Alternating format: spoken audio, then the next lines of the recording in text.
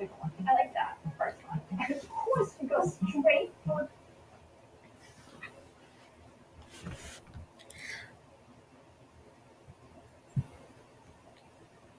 It's the truth. Americans conflicted about lying. Article 1.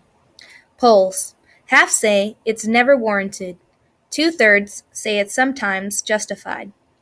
It can be hard to get people to face the truth sometimes, especially about lying. You don't want your kids to eat too much, so you say all the cookies are gone.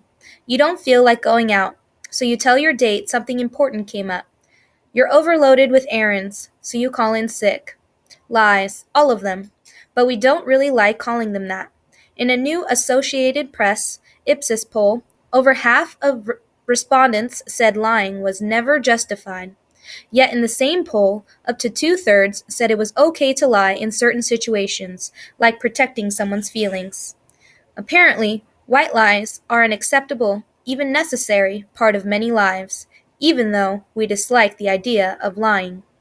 Rebecca Campbell knew exactly what she was doing when she recently told her 4-year-old son that there were no more cartoons on TV, and she didn't like it.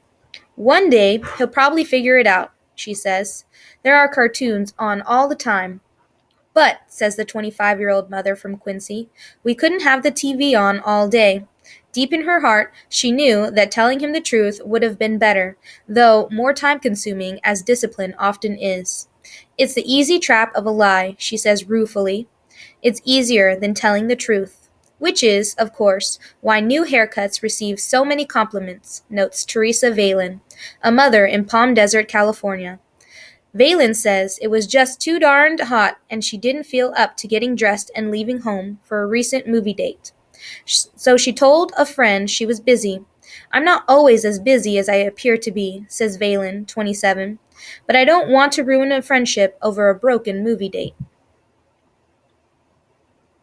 Nearly two-thirds of Americans agree. In the AP Ipsos poll, 65% of those questioned said it was sometimes okay to lie to avoid hurting someone's feelings, even though 52% said lying overall was never justified. Among those 52%, if he'd been alive and reachable, would have been the 18th century German philosopher Immanuel Kant, who believed all lying was bad, every single lie, even one that could save someone's life. But most moral philosophers would disagree, assures noted ethicist columnist Randy Cohen, who himself is so far from the Kantian view as to proudly proclaim, I am a big fan of lying. Not only is lying justified, it is sometimes a moral duty, says Cohen. An obvious example is when you're lying to protect someone from serious harm. But much less extreme cases often call for lies, Cohen says. An example he likes. Your fictional spouse, about to accept a Nobel Prize, asks if they look fat. If you're on your way to the award ceremony, you say, You look fabulous, Cohen instructs. Anything else would be cruel. If you're still in the hotel room, a suggestion of a different outfit might be appropriate. Still, every lie has its costs, Cohen says, and that's just another factor you need to consider. One key cost is credibility. Once a person finds out you lied, you lose currency in their keys. For Harold Smith, it was worth the risk when he lied to his adult daughter about his health when undergoing treatment for a kidney tumor. Why get her all traumatized, says Smith, 64, of Pioneer, California. I tried to protect her. It slowed down the anxiety. Later, I told her what really happened. In the poll of 1,000 adults taken June 23rd through 27th, 4 in 10 people said it was okay sometimes to exaggerate a story to make it more interesting, and about a third said it was okay to lie about your age. A third also said it was okay to sometimes lie about being sick to take a day off work. Very few would admit to thinking it was okay to lie on a resume, cheat on taxes, or lie to a spouse about an extramarital affair. Who say?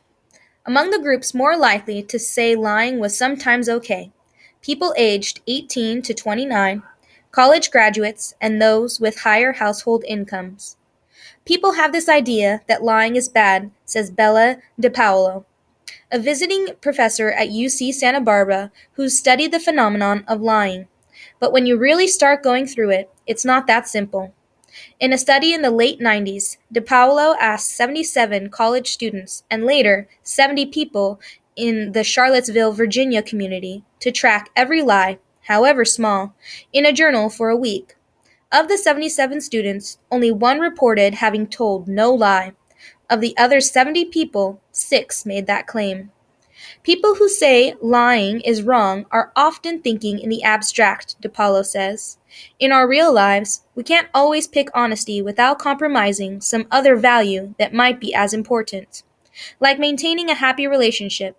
If you're at a party and your partner is saying something you disagree with, for example, you might stay quiet in the name of marital harmony. Of course, there are inherent problems with the study that asks people to be honest about, well, being dishonest.